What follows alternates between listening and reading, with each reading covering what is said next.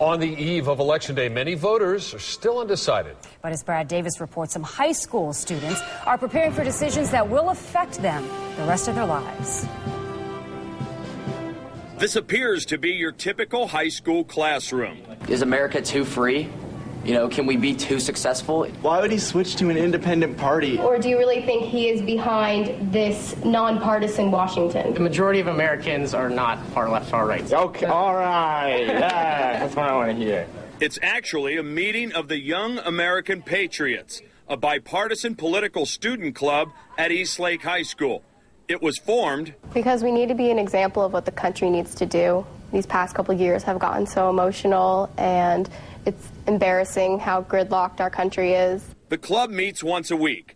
Encouraging their peers to become more politically active is just one of their goals. I think they get more inspired to go out and learn more about this stuff because we do introduce the ideas, and then I think they some of them take it and they really like it and want to go and make their own decisions and look it up for themselves. A lot of questions about Rick Scott. The company he ran was fine. Hold it.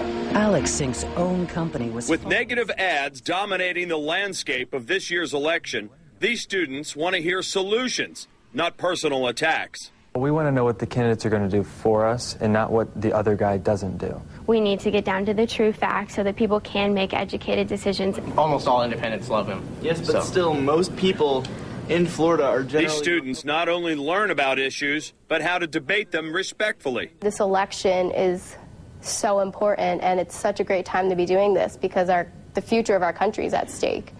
And that's why we're all here doing it. It's because we are the future.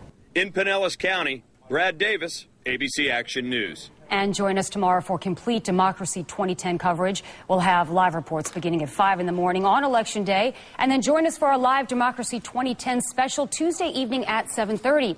We'll bring you the early results and break down the races. We'll also cut in throughout the evening with the very latest results, then bring you live team coverage on Action News at 11. And you can always get up-to-the-minute results and coverage anytime at abcactionnews.com.